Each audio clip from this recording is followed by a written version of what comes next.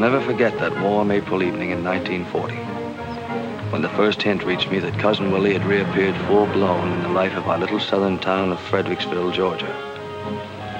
Until the moment he telephoned and invited me to supper, I hadn't even known I had a Cousin Willie.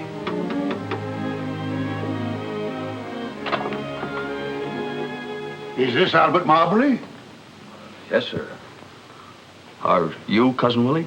I am. Come in, my boy, come in. It's good to see kinfolks again. I used to know you when you were no taller than a duffel bag. Emma, here's your cousin Albert. Good evening, Albert. Hello, Cousin Emma. I didn't know you were going to be here. Oh, yes. Nothing would do Will but that I must keep house for him. You know, we were just talking about you. I declare Will's as full of curiosity as an old cat and tried to catch up on everybody and everything. Let's see, Cousin Will, you're, Your mother's second cousin, Albert. Of course, I remember. Mom talked about you. You sent us a bolo knife from the Philippines one Christmas. I did. Sit down, Albert. Supper will be ready any time now. Thanks. You back in Fredericksville for good now, Cousin Will? Well, I don't know. I've only been here a week. Hardly time enough to decide whether this is a garrison or a bivouac area. But you're retired, aren't you? Yes, Uncle Sam has turned the old horse out to graze. What may I offer you to drink, my boy? Well, if Cousin Emma doesn't mind. Oh, don't pay any attention to me. Orderly! I guess a little whiskey and branch water, anything else you say. Yes, sir? Well, 98. Good evening, Mr. Hal. I thought you were working down at the depot. Well, yes, I was till the colonel mobilized me up here. Orderly, bring us 2 rum Tampicos. Yes, sir. Going to get them. It's a nice place you have here. Comfortable quarters. But we were speaking of my retirement, Albert. I confess I've been looking forward to it merely as an assignment to a new post. A new command means a new point of view, new problems, new solutions. You must have a lot of old friends around here, Cousin Willie, enough at least for a good Saturday afternoon poker game. Yes, this post is not wholly without its social aspects. But first, Albert, tell me about Fredericksville. Well, there's nothing to tell. It's just like any one of 100 towns in Georgia. What's the population now? Oh, about 30,000. How many voted in the last election? 4,000 or 5,000, I'd say. You mean 25,000 took no part in the action? Well, you know how folks are around here.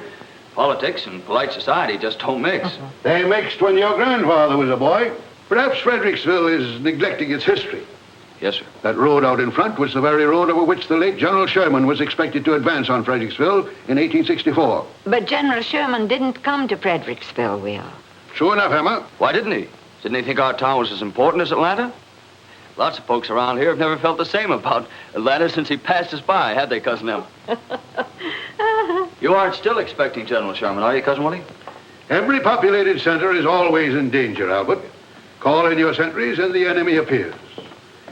A community's history is its family tree. Swell drink, Cousin Willie. Mess is ready, Miss Emma. All right. Just bring your drink along with you to the table, Albert. No use letting supper get cold just because Will's wound up like this. No, my boy, Fredericksville didn't spring up like a mushroom overnight out of the molded earth. It was wrested by steady hand and steady eye from the reluctant wilderness, wrested from a British king's tyranny, wrested from Sherman, wrested from the noxious mire of defeat and reparations. It is for us, the living, my boy, for you and me and every decent citizen in the community to see to it that Fredericksville does not forget that. Yes, sir. Try to keep it in mind.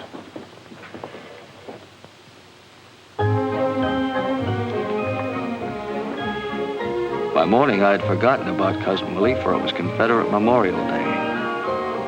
In Confederate Monument Square, the mayor, head of the home folks party which had governed our town for as far back as I could remember, was delivering his usual glowing tribute to the lost cause.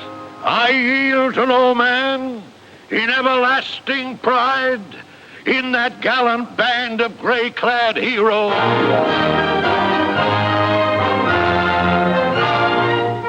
With the mayor's salubrious phrases still ringing in my ears, I returned to my job under the leader. Say, how about handing this to Dewey? Sure. Thanks.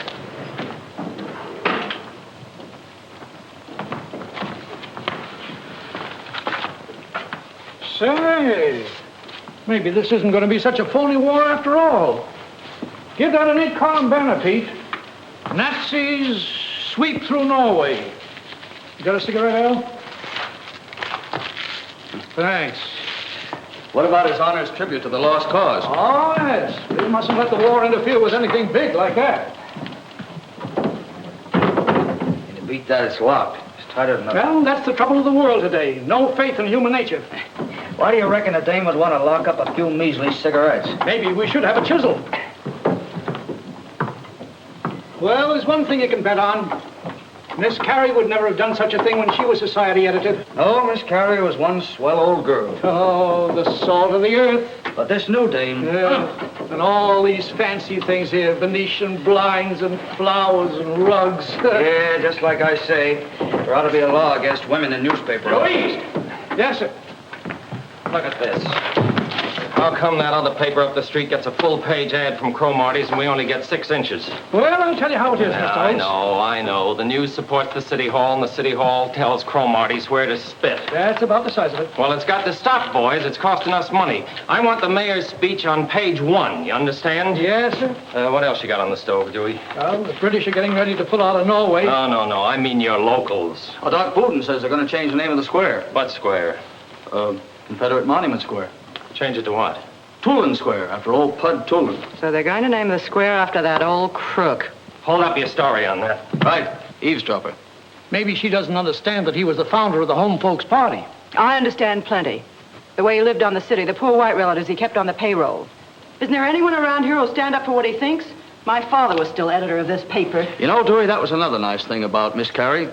You never caught her sticking her nose into men's business. Oh, Miss Carey was sure restful. A credit to pure Southern womanhood if ever I saw it.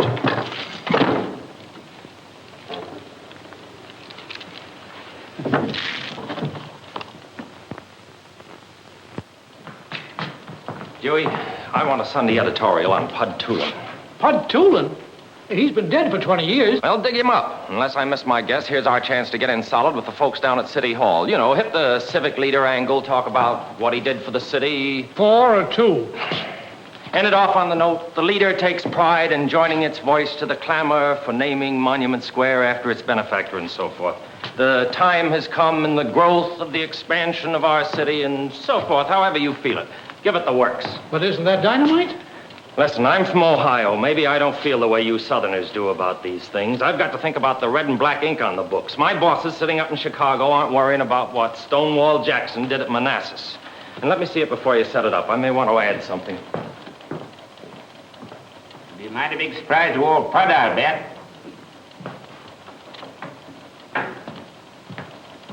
Beg pardon? Where will I find the managing editor? Right in there. Thank you.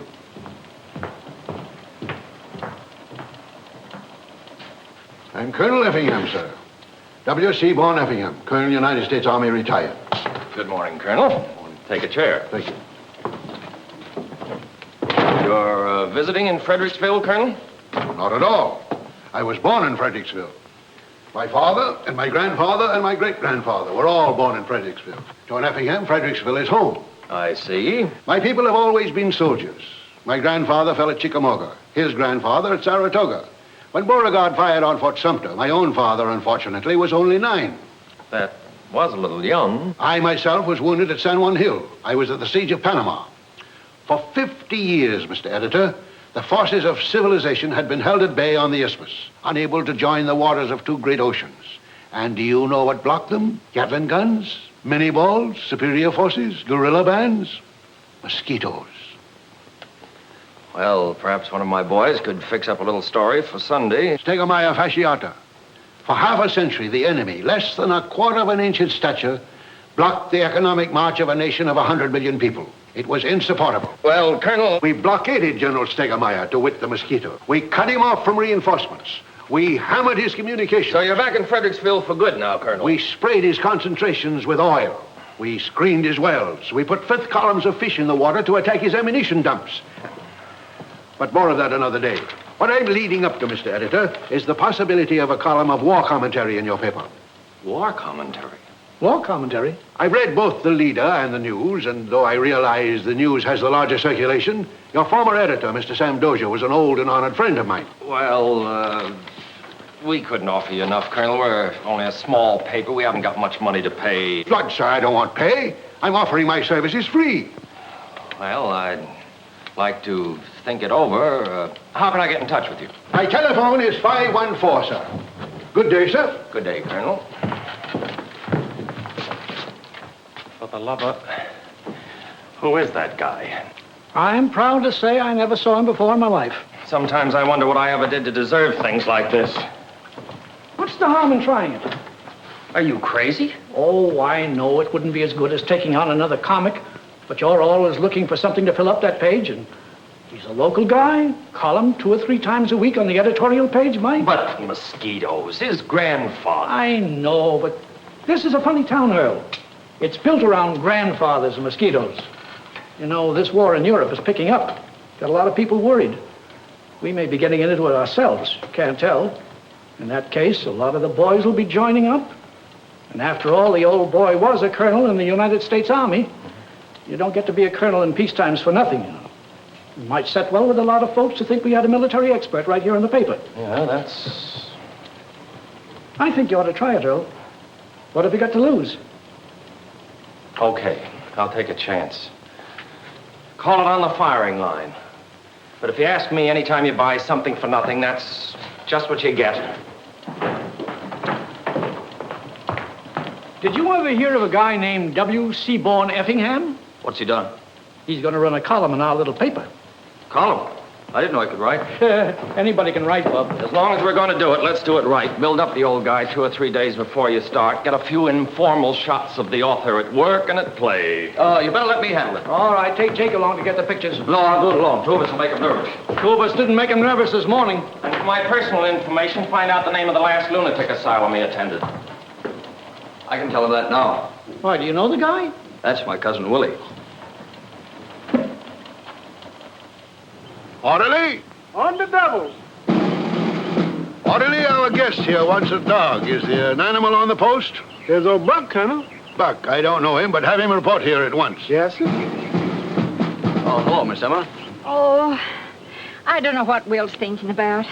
This is the first time an Effingham has ever done such a thing. What'll people say? It's bad enough getting your name in the paper when you're born, or get married, or die. It's not my idea. He's a man of determination. Yes, the Effingham men have always been men of determination. Hey, one. Hey. Attention.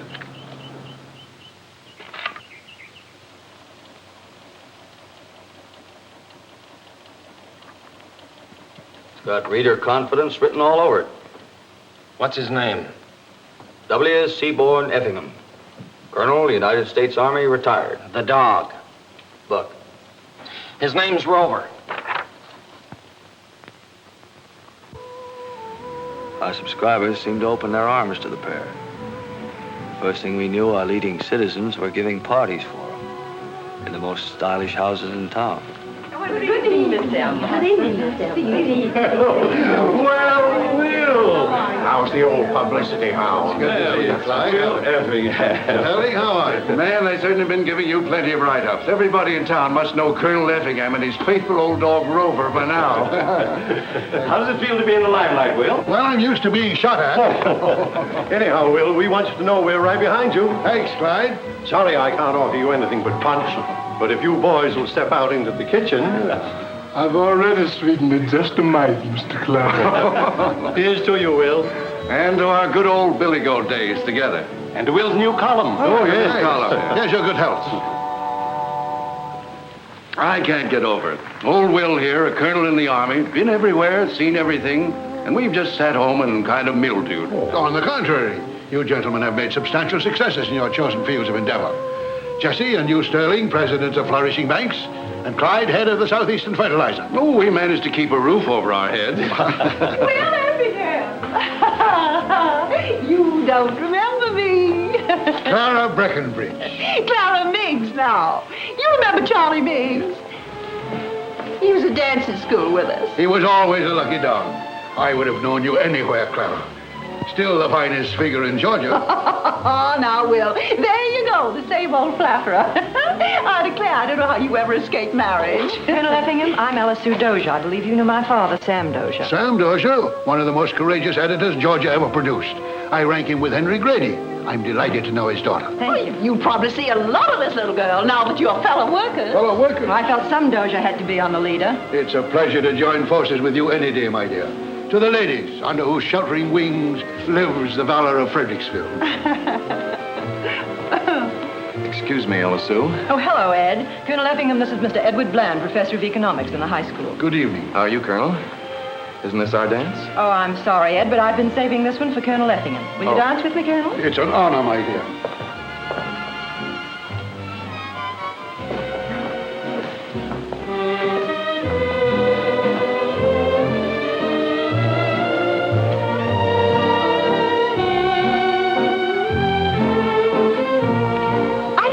Sacrilegious.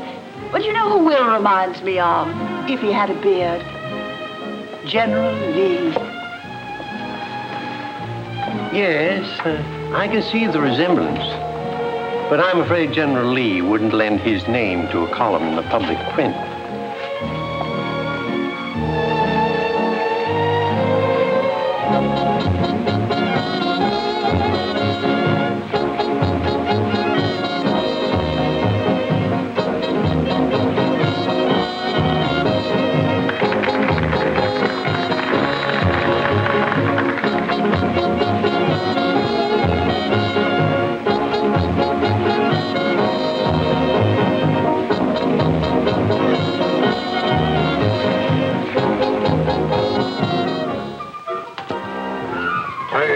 Turn ye from your evil ways. Amen. Brother, are you prepared? I am. Hallelujah. Hallelujah. The end of the world cometh, brother. Are you saved? I've been saved, brother. Hallelujah. Sin will ruin you. Hallelujah, don't I know it?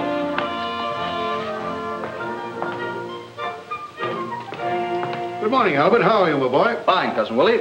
How's the war going? Albert, tell me, does what's his name know about this plot? What plot, Colonel? The plot to name our Confederate square after that carpetbagger. Well, I couldn't say. The information hasn't been made public yet. Well, let's go tell him. It's time for newspapers to unlimber their big guns. Well, I can't go right now. I have to write a story. Well, I'll go see him myself. Mr. Holtz isn't here. He had to go to Atlanta for the day. Well, surely there's a second in command. No, Mr. Holtz is the man you have to see. There's no hurry. Next time you're in town, why don't you stop by and have a chat with him? Yes, I'm sure he'll be glad to do everything he can. It isn't a question of doing everything he can. A newspaper's run for the good of the community, isn't it? Well... Isn't it? Exactly. Well, on, my boy. Good day, Ella Sue. Then Cousin Willie struck. It was exactly as if he'd hurled a custard pie at the established government. The response to the town was quick and emphatic. What do you make of it? Doc, after all we've done for Earl Holtz, it's like finding a rattlesnake in your bureau drawer. Hello? Is this the leader? Is it true that they're going to rename Monument Square? Well, as far as I can determine, Mrs. Meigs, it's an unfounded rumor. Thank you very much. Yes, we'll do everything we can. Steady desk. No, the colonel doesn't happen to be in at the moment. No. Mr. Holtz is the editor. Yes, he's the man you want to see. What's going on? Oh, I never read his tripe. I just hung it on the hook. I thought the old guy was going to write a war column. Holtz said to give him his head. Here, he's your cousin. Who is Bud Poulin? Never got through the 6th grade. Became interested in politics when working in the cotton mills. Set himself up as head of the home folks party. Robbed this city for 20 years. How does this compare with the contribution of our glorious Confederate dead? Steady desk. Isn't it horrible? Nobody complained about the city government for as long as I can remember. And just as peace and friendship and mutual understanding was taking place between them and us. Glad you liked it, ma'am. The United Daughters of the Confederacy congratulating us. Say, is this cousin of yours just a nut, or is he just a nut? Well, he doesn't understand. Trouble is, he's been in the Army for so long, he just doesn't understand the rest of the world. Give him a chance, he'll catch on. What are you and I going to use for money while he's catching on?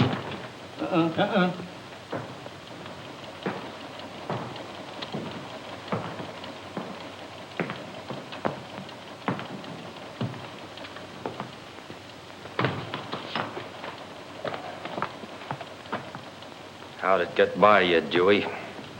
Where? City desk. It's for you, Mr. Holtz. Hello. Mr. Holtz, this is Mrs. Clyde Manager.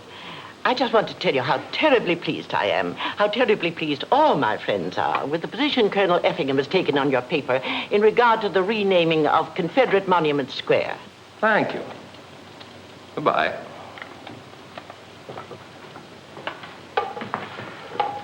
Have you heard anything from the City Hall yet?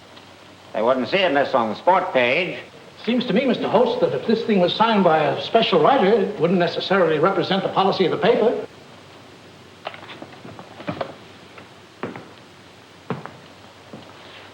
Mrs. Manido's words must have fallen so sweetly on his ear as to undermine his sense of reality.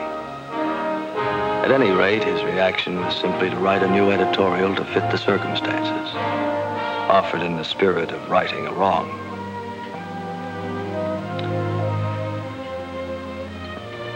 I read it with satisfaction as I ordered my sausage and hominy in the Manhattan Cafe.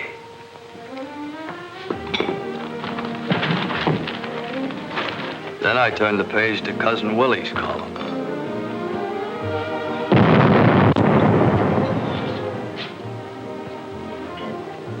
What's the matter? Coffee too hot? Listen, we shall not submit. It is not enough that we stand to the defense and hold the name of the square as it has been for near a generation. Let us improve the square. Oh. Picture, if you will, in a circle about that shaft of Georgia marble, 13 live oak trees. Wow. Ain't you feeling good, Al? Have you read what he's been up to now? Oh, I think that'll be nice. Nice shade. It's nice to see the leaves blown in the summertime. Look, every year or two, somebody brings up the question of the trees. Well, where'd we be without trees? You want this place to look like a country town? Well, anyhow, they're not going to do it. No use bringing the whole thing up again and trying to embarrass everybody. Well, gee, I never heard of a tree embarrassing anybody. What's the matter, Al? Are the begging burned? No. You ever read this little piece called On the Firing Line? Yeah, sure, but we always read it. Sort of a nicer fella, huh? And look at the dog. My wife, she carried it from with a paper. What are you going to do about all those trees? Little something spent for beauty is a goodbye. Before I read what he says, I never know we had such interesting things in this town. You live in a place and you never know what happens way back. It makes you feel like somebody. You know, the old guy got something there.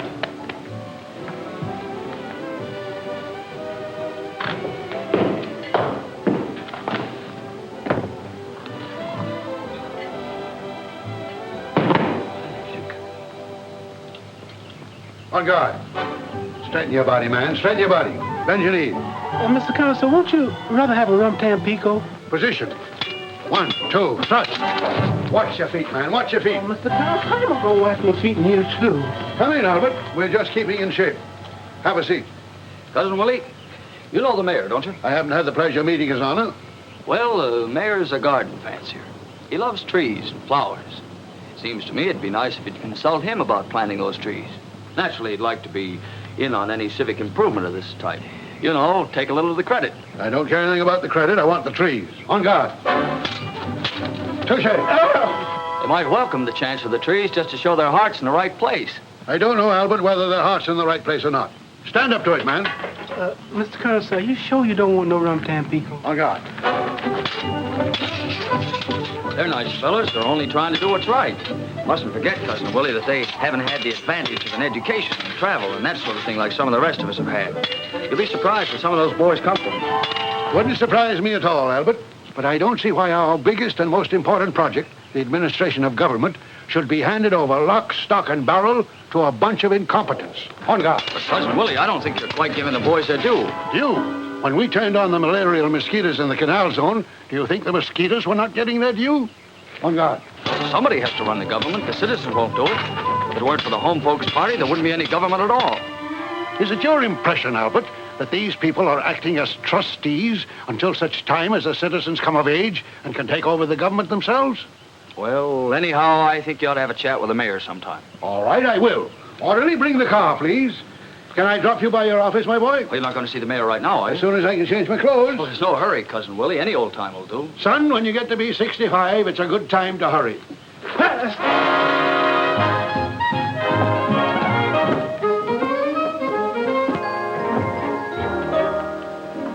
Well, your name is familiar to me, Colonel, but I can't seem to put my finger just where I've run into it before. Are you here in Fredericksville in connection with national defense? Defense of America is the nearest thing to my heart. What I want to discuss with you, Mr. Mayor, is the desirability of planting 13 trees in a circle about the Confederate monument. You write that column in the leader. I do. I knew your name was familiar to me. Well, Colonel, I tell you what you do. Now, understand there's nobody in Fredericksville that loves trees more than I do. Any kind of beautification appeals to me. But there's a water main under Monument Square that might be disturbed, and you can't dig up a water main just to plant a few trees. Now, why don't you go see Mr. Clemmer, the city engineer? I couldn't do a thing without his approval. It's been nice to see you, Colonel. Anytime I can be of service. Good day, sir. See what I have to put up with? No gratitude. Sometimes I wonder why I ever let him put me up for bear in the first place. I don't blame you, Cousin Ed. And don't you Cousin Ed me around here. I'm enough to contend with without relatives. Look, Ed, you're making a mountain out of a molehill. The way to handle these nuts is to agree with them. Let him plant his trees. Are you crazy? Do you want to undermine the whole city government? No, certainly not, Doc. But while we're improving the park, planting the trees, we'll just go one step farther and improve the whole square by putting up the new courthouse. He'll think the whole idea is his. What do you think, Doc? By granny, I believe Joe's got something there. Yes, sir, Joe. I think we've hit the nail right on the head. From now on, this Effingham Colonel's playing second base on our team.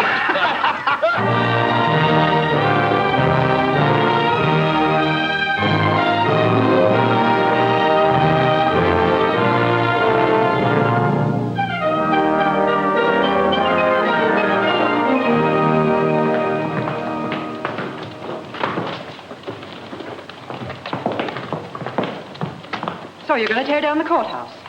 I have nothing to do with it. You could stop it. How? You could if you wanted to. Look, the old fire trap's about ready to fall apart anyhow. Well, how'd it wear out so quickly? It's been worn out for years. I just discovered it. Well, why didn't you keep it repaired? Look, why do you suppose I'd have anything to do with this? I just tell the facts. Oh, you tell some of them. Isn't it a fact that they've already signed a contract with Bill Silk, the mayor's brother-in-law, to build a new one? I don't know anything about that. Well, you ought to know. That's your job, isn't it? Say, what's the matter with you today, anyhow? I've got a slight case of moral indigestion. You don't understand. The old building's just tumbling down. The floor's unsafe, the stone's disintegrated, the roof's no good. Ah, you sound like somebody in Berlin describing democracy. Do you think every building that's 150 years old is tumbling down? Sure, and if it isn't, it ought to be.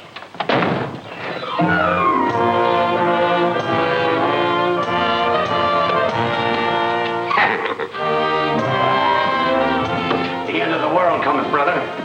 Are you prepared? I will be as soon as our artillery comes into position.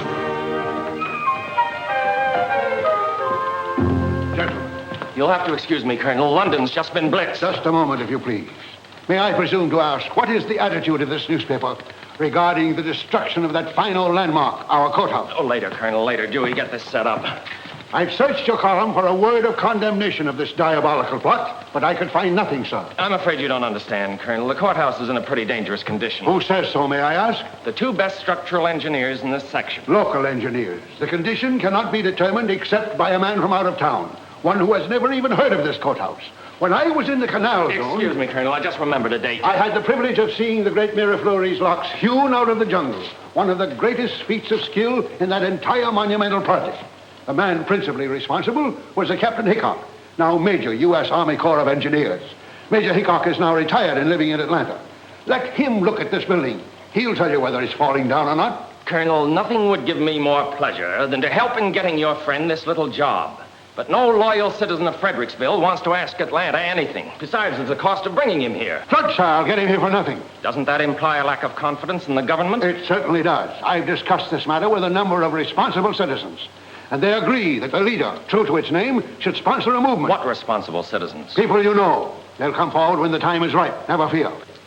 I'm a newspaper man, Colonel, not an evangelist. My function is to inform our readers of what's going on in the world, not to advise them. If a group of citizens want a third engineer to look at this courthouse, bring him in. I'll print the story. That's our position.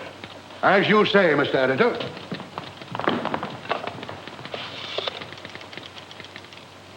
Long distance, please.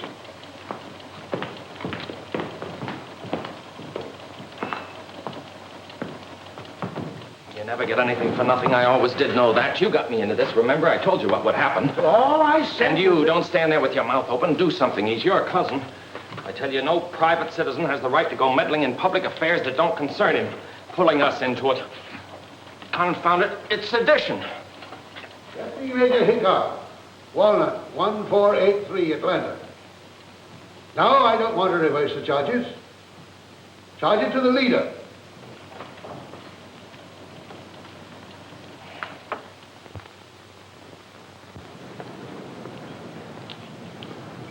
Naturally, we didn't carry any build-up on Major Hickok's coming to Fredericksville. But I was detailed to accompany him and the colonel on their tour of the building, just to make sure they didn't go into a huddle and fling us a fast one. Of course, if the major should happen to agree with the local contractors that a new building was needed, it was to be a page one story with a byline. I don't quite see how this old wreck rates a society column. I'm just here on my own. Curiosity? Interest.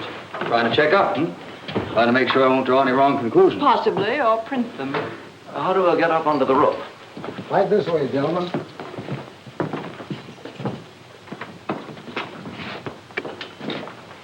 But mind yourselves. You can wait over there. Can I? Won't find anyone socially prominent up there. After you, my dear.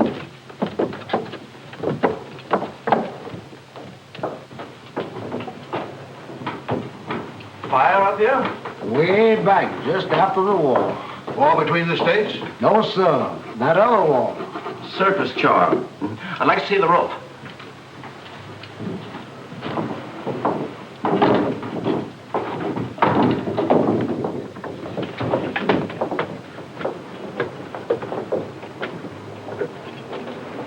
Give me a hand, will you? You don't want to go out there. You'll ruin your clothes.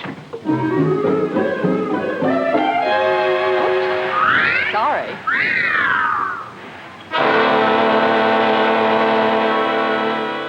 What's the matter with that Effingham colonel, anyhow? Bringing in that old has-been engineer from Atlanta. Is he a rat or something? Wait, let's get down to grassroots. What does this guy own? 5 acres in the country and a $500 Ford. But what sort of business is he in? Maybe we ought to inspect his plumbing. He's retired. What does he live on, then? Yeah, he gets a pension from the United States government. He's still got a water bill, hasn't he? Reformers are mighty touchy about water bills. Gentlemen, the question before us is the new courthouse. Exactly. And if we don't watch out, he's going to get people to thinking we're trying to railroad this thing through. The people don't care. I don't know, Doc. You can never tell about that. Well, my idea is to get the jump on him. Call a public meeting. Discuss the whole thing right out in the open. Show him we're not trying to hide anything. But, Ed, you're my brother-in-law, and the contract for the courthouse has already been signed. Don't you worry, Bill. You'll build it. We only want to do what's right and proper. Besides, how many people came to the last public meeting? Yeah, must have been 15, counting you and me. That's a good idea, Chief. Let the public get it off its chest. The public hasn't got anything on its chest but a shirt. Right, Doc. Suppose you call Holtz around the leader. Let him have the story. We set the meeting for a week from tonight in the courthouse in the Superior Courtroom. Think that'll be big enough, Your Honor? Well, it's not up to us to get a crowd.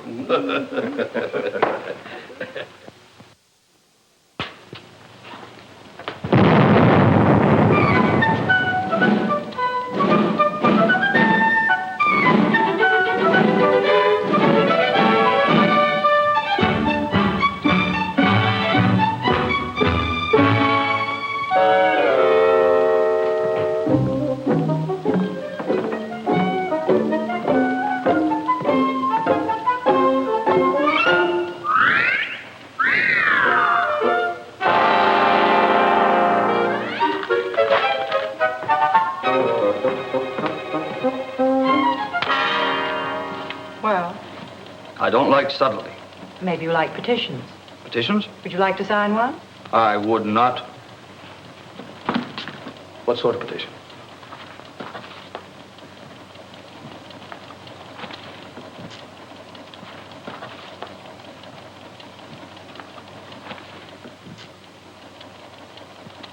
Listen, honey child, you've reached the age of reason.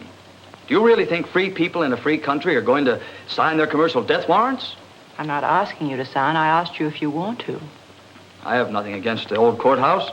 As a matter of fact, I have a personal attachment for it. Just think Cousin Willie's stirring up a lot of unnecessary trouble. He's stirring up a lot of trouble, all right. Sort of feel sorry for the old guy. He's like a rabbit, bouncing out of his nice briar patch and leaping lickety-split across the field under the muzzles of 12-gauge shotguns. More like a rabbit to sit cowering in his nest. Put it on the desk, will you?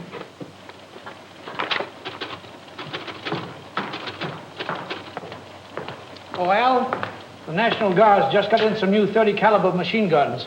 Go on over and have a talk with Captain Rampy, will you? See if you can get a little story for Sunday.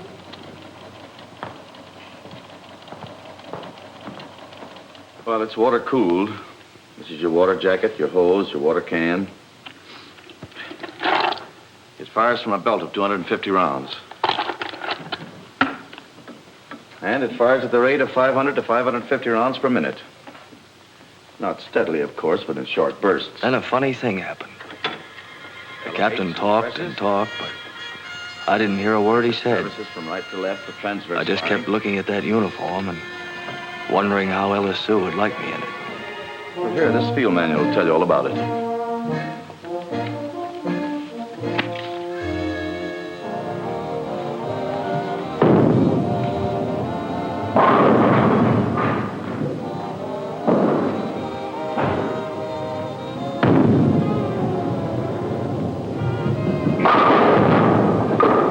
Not bad. Not at all. Well, Professor, How are you, Marbury? by the way, did I tell you... Tell me what? I've offered my services to the government. That's swell, Ed. You what? You are now addressing Private Marbury of the Georgia National Guards.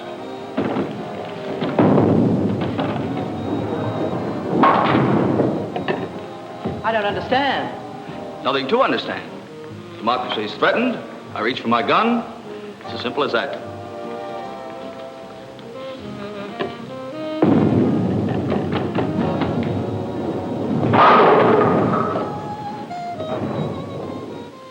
Funny that all of a sudden you should be so much more concerned about democracy than Europe than democracy in Fredericksville.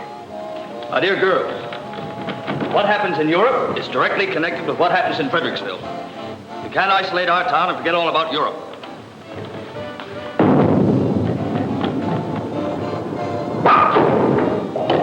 Neither can you isolate Europe, which is 3,000 miles away, and forget about Fredericksville right here under your nose. Okay. Okay, I'll sign your petition. Sorry, we've done very well without you. Ow! Hope it isn't your trigger finger.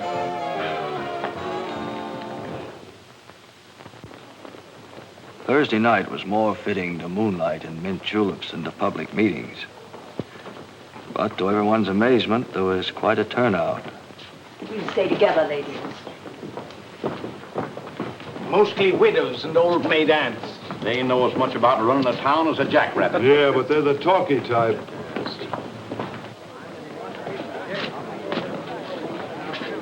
Well, there seems to be a scarcity of bank presidents and captains of industry. Where's Mr. Clyde Menadue? Probably in a dugout. He usually is when there's any shooting. Mrs. Meggs, ladies. Hello, boy. Mr. Mayor. The sooner we get started, the better chance we have of getting out of this place before it collapses. Just a minute, Mr. Mayor. If you please, sir. These ladies have not found seats. Oh, ladies, I think you'll find comfortable seats over by the window. I know you're all anxious to get through with this so you can go on about your own affairs. To the contrary, Mr. Mayor. This matter requires considerable discussion. There he goes.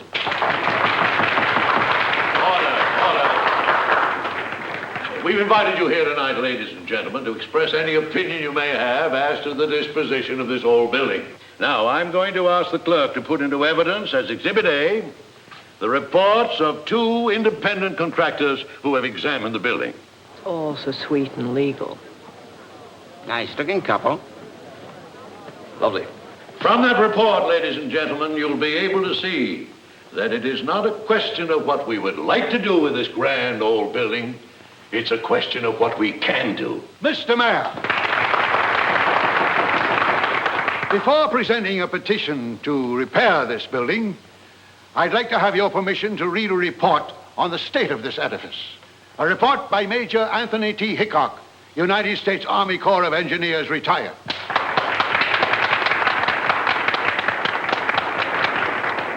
But we don't know anything about this gentleman. You've heard of the Miraflores locks, I presume, sir? Why, no, sir. I don't think I've ever heard of that particular brand. Have you heard of the Panama Canal? Why, yes, I've heard that. Major Hickok was the engineer in charge of that monumental achievement in the Panama Canal. He's examined this building from top to bottom and has filed his report. Has this man a license? Yes, has this man a license? A license? He has a Congressional Medal of Honor.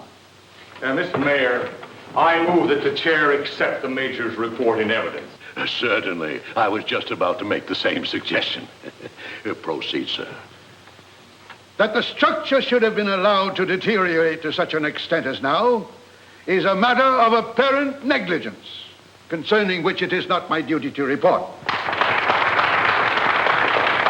But the building is by no means beyond repair.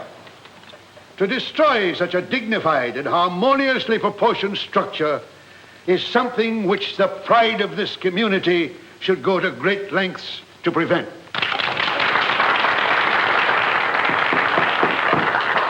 council will be glad to take this report under its due consideration. Mr. Mayor, I make a motion that the chair call for a rising vote of those in favor of preserving this building. Second of the motion.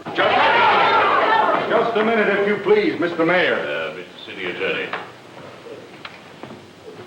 May I inquire if it is in order to call upon this meeting for a vote on a matter which is entirely the responsibility of the duly elected city officials? Does a gathering of citizens require a government license to vote on a public question? Well, I don't deny the right of this or any other anomalous body to express its opinion. But that opinion must not be forced upon the council, which has had the benefit of the advice of competent engineers, known and respected by all of us. This is not a matter in which a pressure group should try to enforce its will. This building doesn't belong to the city council to dispose of as they choose. It belongs to the people of the city of Fredericksville and the county of Fredericks. 500,000 strong. I'm afraid the gentleman's idea of our population is as exaggerated as some of his other ideas. The figure is highly conservative, sir. This courthouse doesn't belong merely to the citizens of today, but of yesterday. On the steps of this building, General George Washington addressed the citizens of Fredericksville. In this very room, the delegates from the young state of Georgia assembled to ratify the federal Constitution. This embodiment of our common memories is a symbol of law and order and of democratic procedure. A symbol of what we fought the revolution for.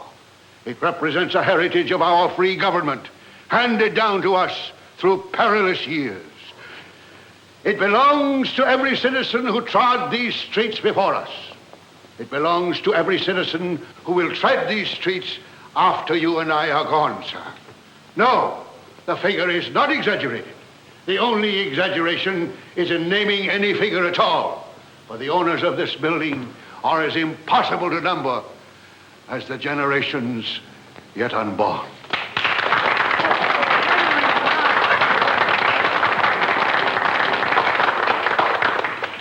The old boy's quite an orator. But the contract's been signed. The council is, of course, interested in the opinions of the citizens. Whatever is done with this old building is going to cost money. The taxpayers' money.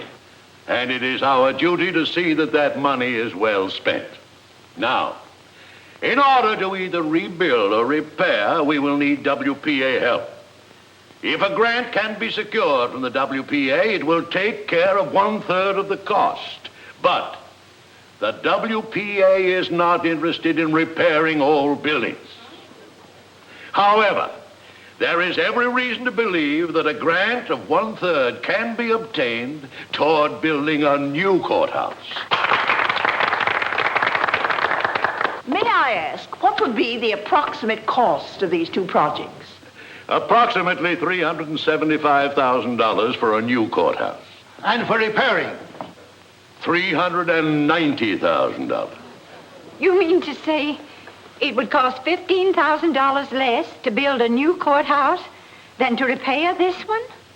$15,000 on the face of it, ma'am. But when you add to that saving the $120,000 that the WPA will probably grant, you have a total saving to the taxpayers of something like $150,000. Preposterous. What kind of repairs would cost $390,000? It's all contained here, sir, in the report of the architect, which unfortunately is too long to read. This building should be preserved, no matter what the cost.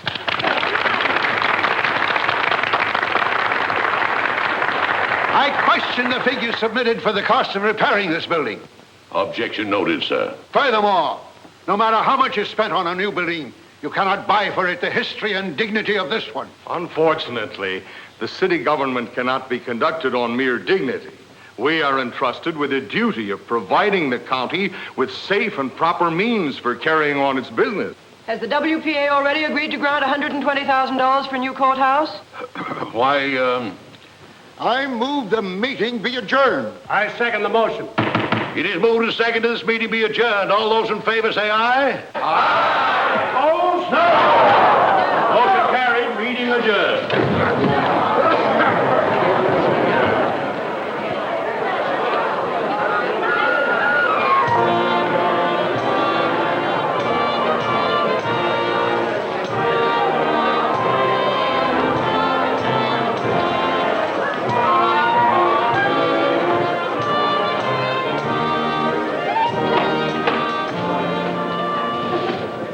Cousin Emma. I hope this means he's going to lay off. He ought to know by now he can't do anything with these people. They have too much power. Why don't you steer him to raising roses or camellias or anything? Cousin Willie, have you a statement for the paper? You may say I have nothing but praise for the magnificent behavior of the troops. Well, at least I'm glad it's all over. There's been no order to sound retreat, madam. I'm scarcely mobilized.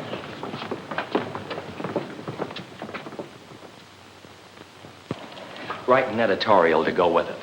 Something like, since the WPA refuses to aid in financing the repairing of the old courthouse, even the most sentimental citizen will be practical enough to realize, and so forth and so forth. Lay it on thick. Hey, Chief, look at this. Full-page ad for Sunday from Cromarty's. Good boy. Yeah, well, don't thank him. Thank your pals down at City Hall. They passed the word to Cromarty's. You see, that's what comes of playing ball on the right team. See to it we keep on doing that. City desk. For you, Mr. Holtz. Atlanta calling. Hello? Colonel Effingham speaking. It's him. Yes, Colonel? Your cousin. In other words, sir, the local authorities seem to be suffering from a considerable misapprehension. The WPA has, 1, not agreed to aid in the building of a new courthouse, and 2, has not refused to aid in the repairing of the present structure. In fact, the WPA has not even been approached in the matter. Therefore, since it was this misrepresentation regarding the attitude of the WPA that caused the citizens at the recent public meeting to hesitate as to how to cast their vote, I insist, Mr. Editor, that you demand a new public meeting. I'll inform the mayor of your suggestion, Colonel. That's the best I can promise. Goodbye. Give me strength. What are we going to do with them? Why don't the officials do something? Is the whole country headed for chaos? Is he trying to start a second party here with all the wastes of campaigns? Why, some of these people have been in office since they got out of the 5th grade. They know their job. Is he trying to turn them all out on the street? You're not going to print that, are you? If we don't, the news will blow it wide open, especially when they see what we got from Cromarty's. Al, go and tell the mayor we've got to run it. Maybe they can think of something. Who, me? He's your cousin. Why did he have to come back here? Nice and peaceful and contented. Couldn't he stay in Panama with General Stegemeyer? To wit, the mosquito. For your identification tag. Oh, hello. Mrs. Meggs, you know Mr. Marbury, one of our bright young reporters and one of our most patriotic citizens. Oh, yes, of course. You're a relative of my very dear friend, Colonel Effingham, aren't you? Sort of. They're devoted. Hey, Al.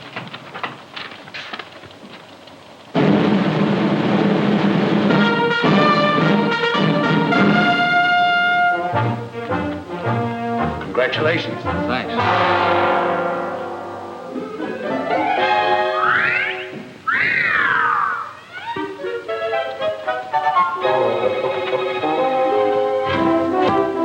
The town took it like a man.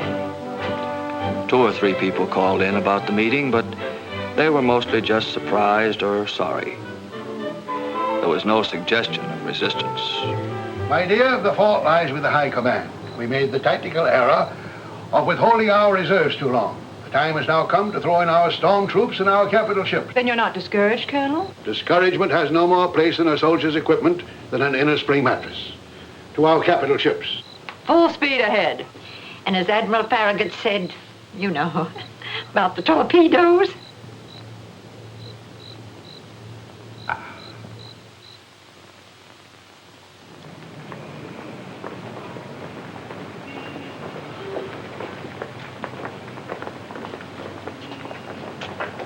Top on the list of the colonel's reserves was his friend Sterling Tignor.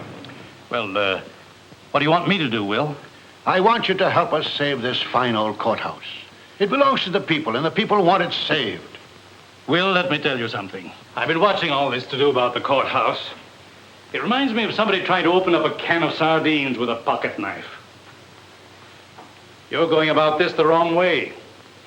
If you want to save that courthouse, you can do it. Are you suggesting bribery? These are practical men you're dealing with. They listen to reason. I'd be willing to make a personal contribution of any reasonable amount myself. What you suggest is unthinkable and indecent. All you need do is write a letter to the paper, as a private citizen, calling for another public meeting in the light of this new information from the WPA. Write a letter to the paper? Why, don't you know if I did that tomorrow morning, the whole municipal checking account would be closed out? Nonsense. It's you fellas who are impractical. What can they do with it? They can't walk around town with the money in their pockets. They'd take it right up the street to Jesse Bibb's bank. No. You reformers don't have a sense of reality, Will. You don't seem to grasp the hard-headed facts. The hard-headed facts are, if you don't repair something that needs repairing, pretty soon you won't have it to repair. I'm sorry, but there's no use arguing about it. Good day.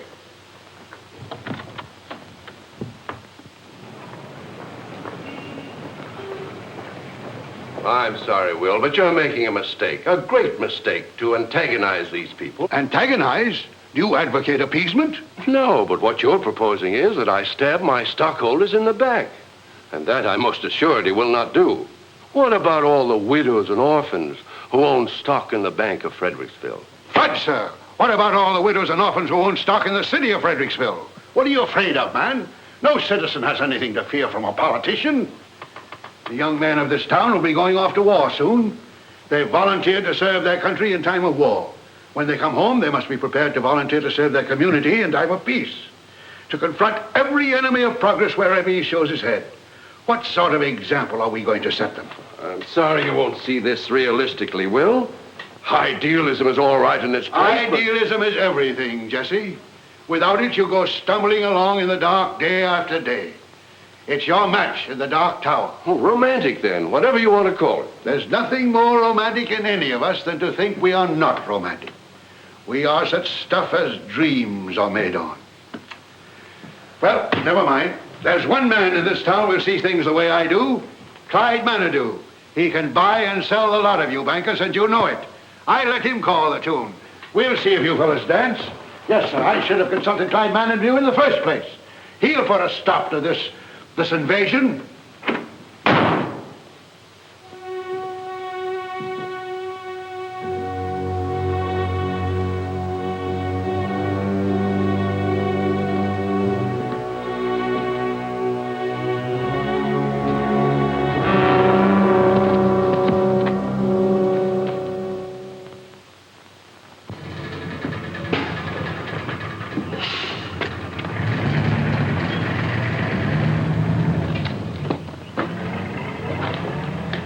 How is he? Mighty poorly, Mr. Al. Where's Miss Emma? She's inside. Oh, Albert, thank goodness you've come. Maybe you can do something with him. Any change, Cousin Emma? No, he just sits there staring out the window.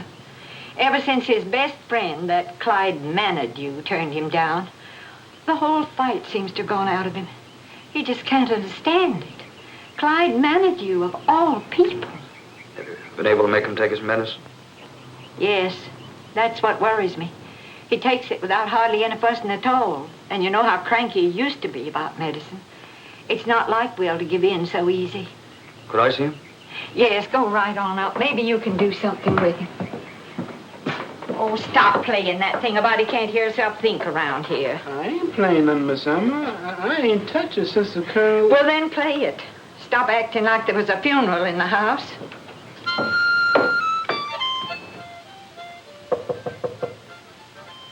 Come in. Hello, Cousin Willie. Step in, Albert.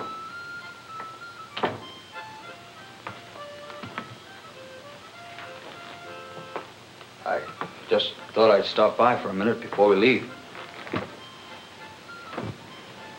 Leave? Yes, sir. Company's pulling out at 9:30. Forgive me, my boy. I'd clean forgotten it. I'll be there. Oh, no, Cousin Willie, you mustn't do that. You better stay here and take care of yourself. Albert, I made the unpardonable error of overestimating the quality of my reserves. Oh, you mean Manadue in that crowd? Well, that's not as bad as it looks, Cousin Willie. No, Albert. There's only one phase of this whole campaign I can look back on with satisfaction. When I first saw you again, I must say you seemed as indifferent to the fate of Fredericksville as all the rest. But after you began to consider the life story of Fredericksville and realized the toil and blood and sorrow that Fredericksville had grown from, your indifference began to leave you, and you enlisted in the National Guard. Sure, Colonel, but... Now that we've come to a time of new growth when toil and blood and sorrow are again called for, I'm proud, Albert. Proud that you stepped forward among the first. The same is true of your comrades in arms. I didn't do anything, Cousin Willie. They just drafted me anyway. Albert, I want you to have this. Oh, no, Cousin Willie, I couldn't take that. This was the first wristwatch in the Panama Canal Zone. It hasn't lost a minute in 34 years. Gee, Cousin Willie, that's swell. I should like to think of it carrying you into action. In action, my boy, timing is very important. Thank you, sir. Well, I guess I'd better be shoving off. Goodbye, sir. Goodbye, my boy. God bless you.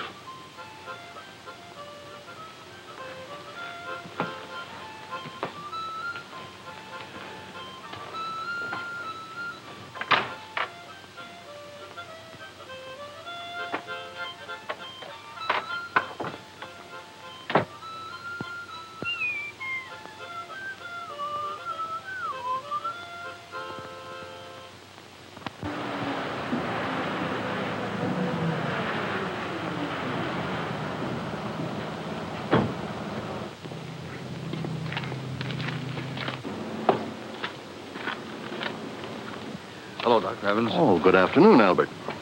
Say, Doc, what's the real lowdown on the Colonel? Well, I'll tell you, Albert. He ought to be in a hospital, but I can't do a thing with him. He refused to budge from the house. Is he gonna get well? Not unless we can put some fight back into him. Give him something to get well for. The way he is now at his age, it's hard to say. But we'll do our best. Goodbye.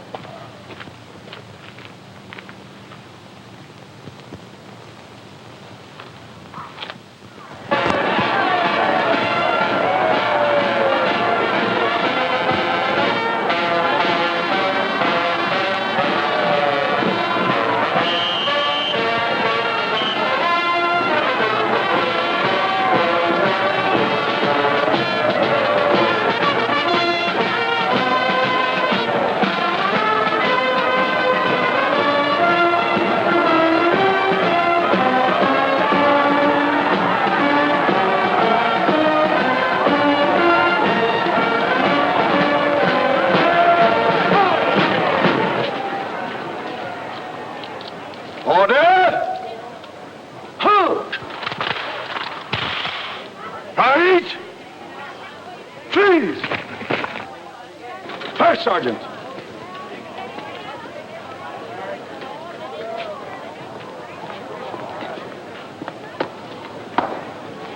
Dismiss the company. Yes, sir. Inspection, hunt! Put, hunt! Dismissed.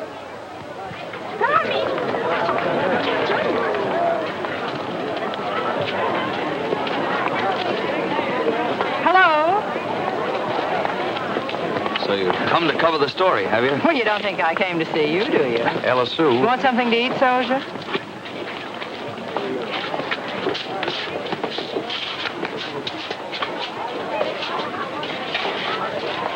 Have you a statement for the press? Only that I wish to convey to our esteemed city leaders my heartfelt appreciation for this delicious barbecued pig, without which democracy as we have known it in Georgia.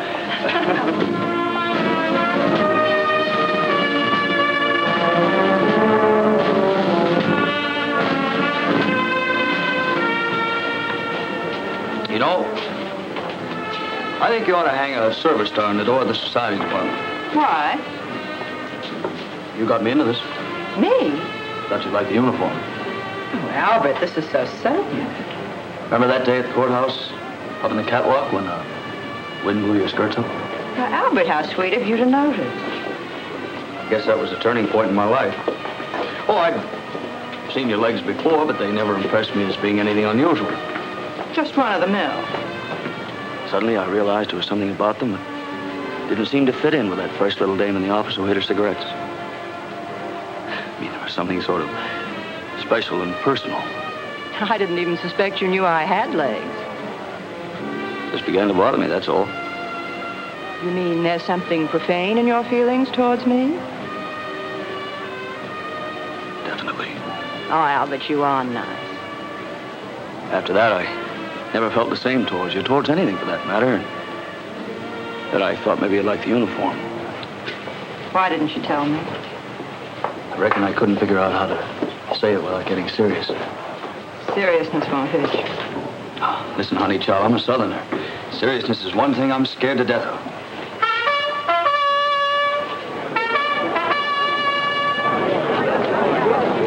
Ladies and gentlemen, it is my privilege and distinguished pleasure to present His Honor, the Mayor.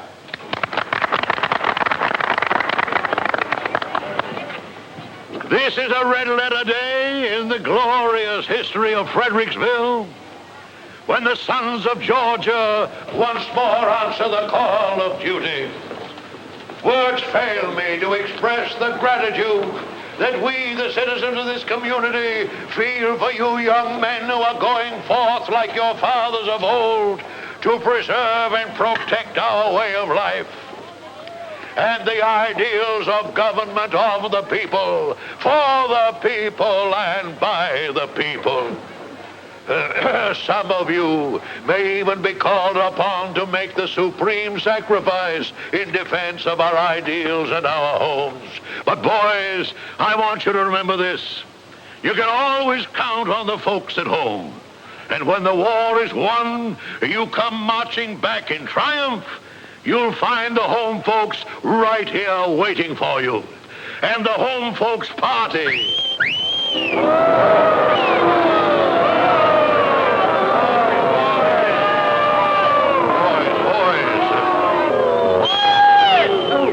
Quiet! I want to make a speech. I've listened to all the bunk I want to. We guys are going out to do a job that's got to be done. Maybe we won't get back in time for the next election. But when we do get back, we want to make sure that we're going to have something to say about what's going on around here. Too many of us have sat back like scared rabbits. We're scared to talk, scared to vote, scared to even look at things the way they are. But maybe by the time we get this job done, we won't scare so easy. more people heard Colonel Effingham than you thought. When an honest man speaks out, you'd be surprised how many people hear him. Maybe they're tired of political tricks and grabs and runarounds and shenanigans. Maybe they want that town run and not run down. And about this courthouse, leave it right where it is. See to it that it's fixed up by the time we get back. If it's not fixed up, we're gonna want to know why. And leave Monument Square alone, too. We had enough of pud tooling while he was here in person. Am I right, fellas?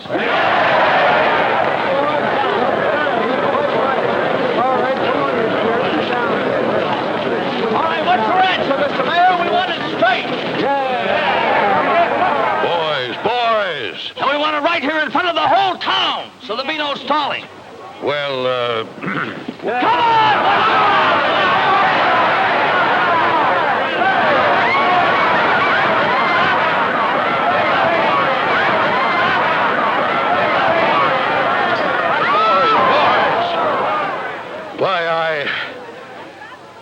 we promised.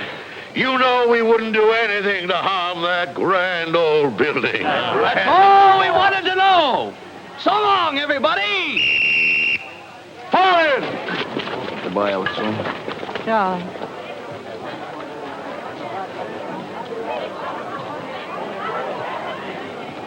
Left. Please. Right shoulder. Forward.